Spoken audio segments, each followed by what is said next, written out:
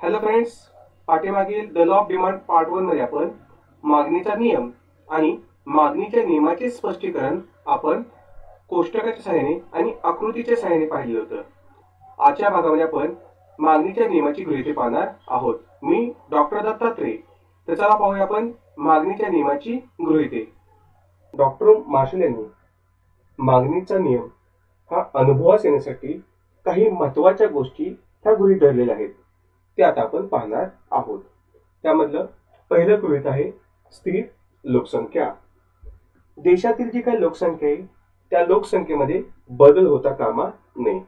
कारण जर त्या देशाची लोकसंख्या वाढली तर लोकसंख्या वाढल्यामुळे त्या लोकांकडून वस्तूसाठी असलेली मागणी वाढू शकते.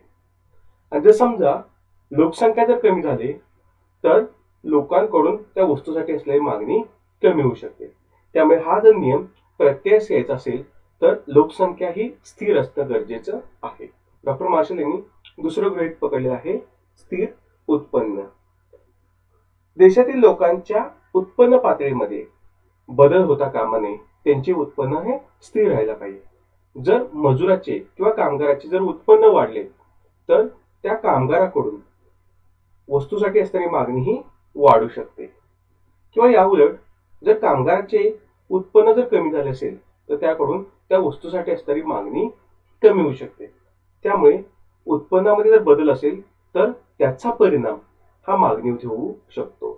त्यामुळे हा नियम प्रत्ययास येण्यासाठी डॉक्टर मार्शल यांनी व्यक्तीचं जे उत्पन्न आहे ते उत्पन्न स्थिर गृहीत धरलेलं आहे. तिसरं गृहीत आहे सवयी.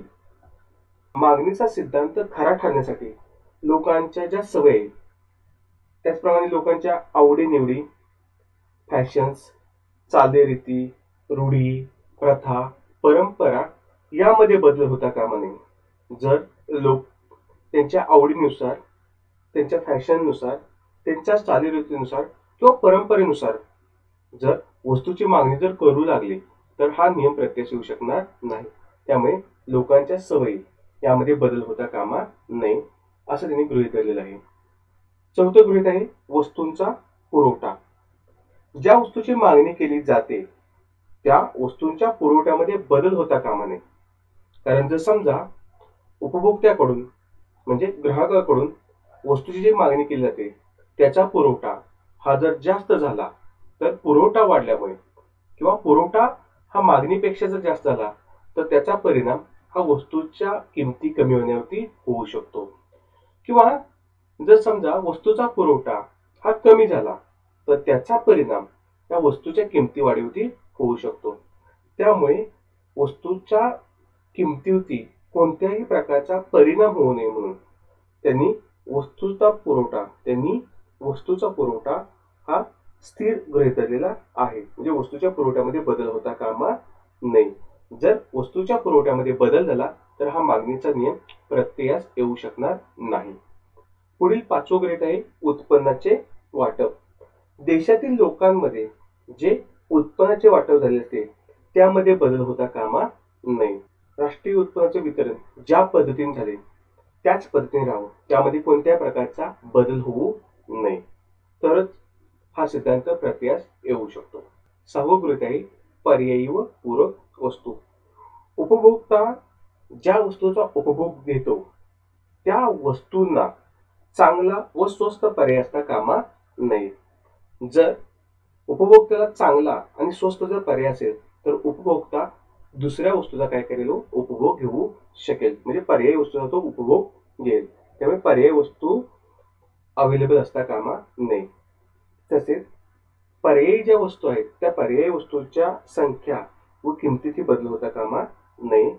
त्याचप्रमाणे पूरक वस्तूच्या बाबतीमध्ये असंच घडलं पाहिजे तरच हा मागणीचा नियम प्रत्ययास येऊ शकतो.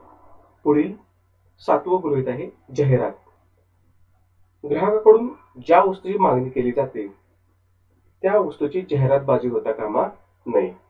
कारण जर त्या उत्पादकांकडून त्या वस्तूची जाहिरात केली गेली तर त्याचा परिणाम मागणी वाढण्यावरती होऊ शकतो. त्यामुळे हा नियम अनुभवास किंवा प्रत्ययास येऊ शकणार नाही. कारण जाहिरात हे ग्राहकाची मानसिकता बदलण्याचं काम करत असते. जाहिरातीमुळे ग्राहक प्रभावित होऊ शकतो आणि त्या वस्तूची मागणी करू शकतो. आणि जर असं जर झालं तर हा नियम प्रत्यक्ष येऊ शकणार नाही. पुढील 8वं गृहीत आहे इतर वस्तूंच्या किमती. ज्या वस्तूची मागणी केली जाते त्या वस्तूशिवाय इतर ज्या वस्तू आहेत या वस्तूच्याही किमती स्थिर राहिल्या पाहिजे. त्यामध्ये बदल होता कामा नये, तरच हा नियम अनुभवास येऊ शकतो. पुढील 9वं गृहीत पकडलेलं आहे चलन पुरवठा. देशामध्ये जो चलनाचा पुरवठा केला जातो त्या चलनाच्या पुरवठ्यामध्येही बदल होता कामा नये. जर चलनाचा पुरवठा वाढला तर त्याचा परिणाम लोकांच्या हातामध्ये जास्त पैसा येईल आणि लोकांच्या हातामध्ये जास्त पैसा आला तर लोकांची पर्चेसिंग पॉवर कॅपॅसिटी वाढेल, लोकांची खरेदी शक्ती वाढेल आणि लोक वेगवेगळ्या वस्तू आणि सेवांची मागणी करू शकतील. त्यामुळे हा नियम प्रत्यक्ष येऊ शकणार नाही. किंवा जर चलनाचा पुरवठा जर कमी झाला तर त्यामुळे चलनाचा तुटवडा जर निर्माण झाला तर लोकांच्या हातामध्ये चलन कमी येईल. लोकांच्या हातामध्ये चलन कमी आल्यामुळे लोकांची खरेदी शक्ती कमी होईल. लोकांची खरेदी शक्ती कमी झाल्यामुळे लोकांकडून ज्या वस्तू आणि सेवांसाठी मागणी होते ती मागणी कमी होईल. त्यामुळे हा नियम जर प्रत्यक्ष यायचा असेल तर चलन पुरवठ्यामध्ये बदल होता कामा नये. पुढील 10वं गृहीत आहे उपयोगिता. उपभोक्ता ज्या वस्तूचा उपभोग घेत असेल त्या वस्तूच्या उपयोगितेमध्ये अचानकपणे बदल होता कामा नये. तसेच त्या उपभोक्त्याच्या मनात जी वस्तू उपभोगासाठी घेतोय त्याबद्दल प्रतिष्ठेची भावना निर्माण होता कामा नये. जर प्रतिष्ठेची भावना निर्माण झाली तर त्यापासून उपयोगितेमध्ये बदल होऊ शकतो. पुढील 11वं गृहीत आहे बाजारभावाचे ज्ञान. देशातील लोकांना म्हणजे ग्राहकांना बाजारपेठेचे पूर्ण ज्ञान आहे असं गृहीत धरलेलं आहे. पुढील 12वं गृहीत आहे बचतीची सवय. ग्राहकाकडून म्हणजे देशातील लोकांकडून जी बचत केली जाते त्या बचतीच्या सवयीमध्ये हा बदल होता कामा नये.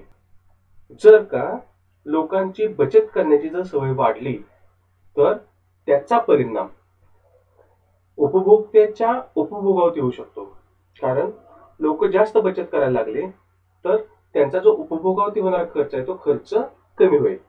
जर समजा लोकांकडून बचत कमी झाली तर लोक उपभोगाचे पैसे जास्त खर्च करतील. म्हणून बचतीची जी सवय जी आहे तीच कायम राहावी, त्यामध्ये वाढ होऊ नये किंवा बचतीची सवय कमी होऊ नये. तसं जर झालं तर हा नियम प्रत्यक्ष येऊ शकणार नाही. पुढील 13वं गृहीत आहे भविष्यकालीन अपेक्षा. उपभोक्ता वर्तमान काळामध्ये ज्या वस्तूचा उपभोग घेतोय त्या वस्तूची भविष्य काळामध्ये किंमत वाढेल अशा प्रकारची अपेक्षा लोकांच्या मनामध्ये निर्माण होऊ नये किंवा अशा प्रकारचा अंदाज त्यांना येऊ नये.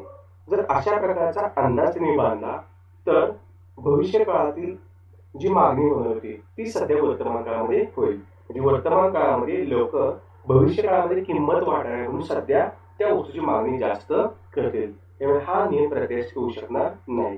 किंवा जर समजा ग्राहकाला वाटलं की भविष्य काळामध्ये आपण ज्या वस्तू उपभोगासाठी घेतोय त्या वस्तूची किंमत ही कमी होणार असेल तर तो उपभोक्ता सध्या वर्तमान काळामध्ये ज्या वस्तूची मागणी करतोय तो मागणी आता काय करेल कमी करेल. कारण भविष्य काळामध्ये ती वस्तू स्वस्त होणार आहे, त्या वस्तूची किंमत कमी होणार आहे, पण भविष्य काळामध्ये वस्तू खरेदी करेल अशा प्रकारची मानसिकता तयार होईल. त्यामुळे भविष्यकालीन अपेक्षा याच्यामध्ये बदल होता कामा नये. पुढील 14वं गृहीत आहे तांत्रिक ज्ञान. देशातील तांत्रिक ज्ञान किंवा संशोधनामध्ये बदल होता कामा नये. जर का टेक्निकल नॉलेजमध्ये जर बदल झाला किंवा संशोधनामध्ये जर बदल झाला तर उत्पादकाकडून वेगवेगळ्या स्वरूपाच्या नवीन वस्तू ह्या उत्पादित होऊ शकतील किंवा वेगवेगळ्या स्वरूपाच्या चांगल्या वस्तू, दर्जेदार वस्तू आणि कमी किमतीत उत्पादित होणाऱ्या पर्यायी वस्तूही उपलब्ध होऊ शकतील. त्यामुळे देशातील तांत्रिक ज्ञान व संशोधनामध्ये बदल होऊ नये अशा प्रकारचं गृहीत हे डॉक्टर मार्शल यांनी गृहीत धरलेलं आहे. या गृहीताच्या आधारावरती डॉक्टर मार्शल यांनी मागणीच्या नियमाची मांडणी केलेली आहे.